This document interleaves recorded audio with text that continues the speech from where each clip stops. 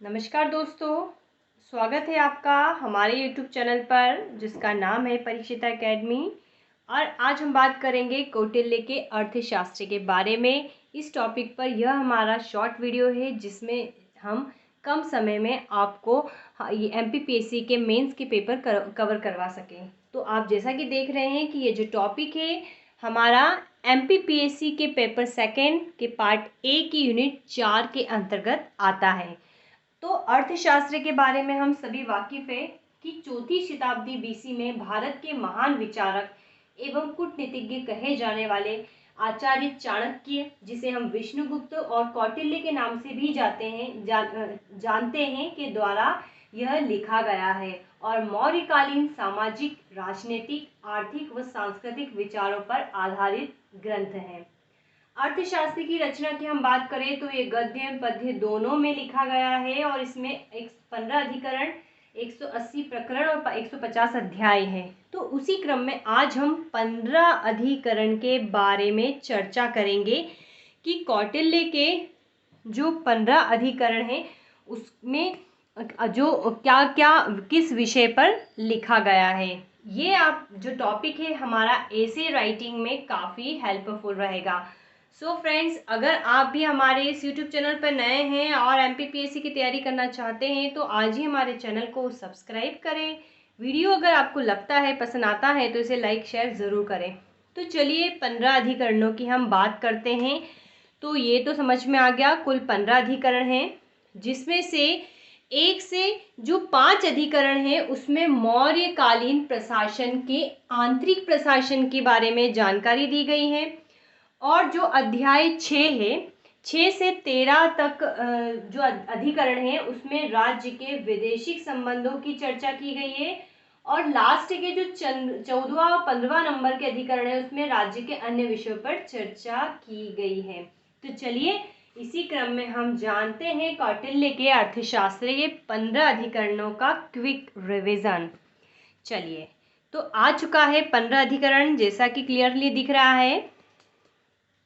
First अधिकरण में बात की गई है विनयाधिकरण के बारे में।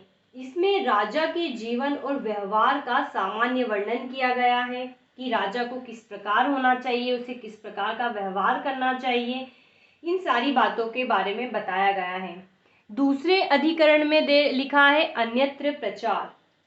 अन्यत्र प्रचार में राज्य के विभिन्न प्रशासकीय अध्यक्ष के विभाग और कर्तव्यों का वर्णन है। जैसे हमने मौर्य काल में पढ़ा है कि सीता अध्यक्ष क्या है, तो कृषि विभाग का जो अध्यक्ष या प्रमुख होता है उसको सीता अध्यक्ष कहते हैं। इस प्रकार के 18 प्रशासनिक विभाग थे।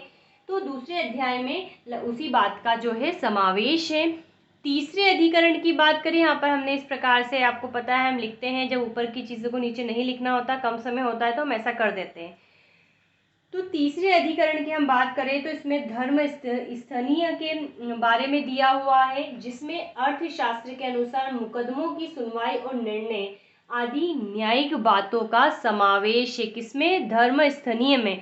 कंठक शोधक में भी जो है न्यायिक बातों की चर्चा की गई है। तो जो चौथा अध्याय है चौथा जो अधिकरण है कंठक शोधन, उसमें समाज के मार्ग में बाधा उत्पन्न करने वालों के लिए दंड विधान की व्यवस्था है।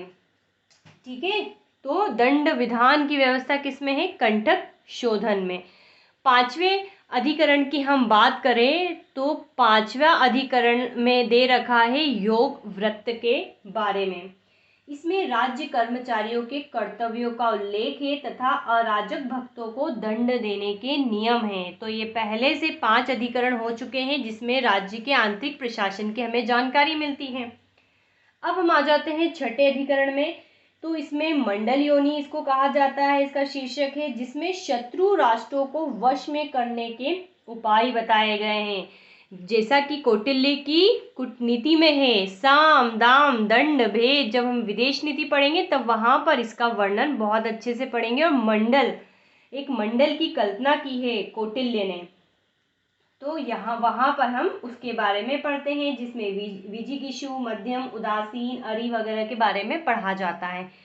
और कौटिल्य की मंडल योनि से ही ये जो कहावत बन गई है कि दुश्मन का दुश्मन जो है दोस्त होता है। तो बिल्कुल इसी फिनोमेना पे, इसी थ्योरी पर उन्होंने चर्चा की है। तो ये छठा अधिकरण है जो कि है मंडल योनि से।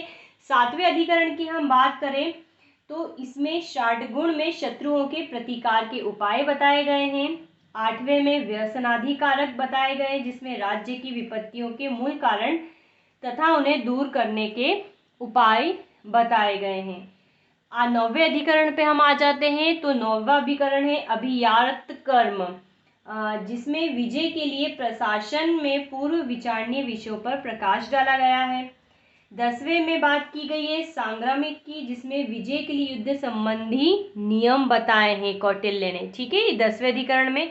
11वें अधिकरण की हम बात करें तो 11वें अधिकरण में संघ व्रत के रूप में संघ राज्यों में फूट डालने की विधि बताई गई है। क्योंकि कौटिल्य की जब विदेश नीति पढ़ेंगे तो हम देखेंगे कि उन्होंने कूटनीति में का महत्वपूर्ण योगदान बताया है, अर्थात किस प्रकार से दो दुश्मनों को लड़वाया जाए। ठीक है, तो ये उसके बाकी के अध्याय हमने थोड़े से ऊपर लिखे, नीचे स्पेस नहीं बची थी। चलिए, तो 12वें अधिकरण में बात की गई है अवलियस की। अवलियस में निर्बल राजाओं द्वारा प्रबल राजाओं के प्रतिकार के उपाय बताए गए हैं। तो इसमें मुख्य रूप से साम और दाम की नीति आती है। अब हम आ जाते हैं 13वें अधिकरण में। तो 13वें में दुर्गलम भोप्य में शत्रुओं के दुर्गों पर विजय प्राप्त करने के उपाय बताए गए हैं। 14वें अधिकरण में औपनिषदक में शत्रु पर विष, जादू, टोना आदि के प्रयोग की विधि बताई गई है कि अपने राज्य को सुरक्षित रखने के लिए क्या किया जाना चाहिए।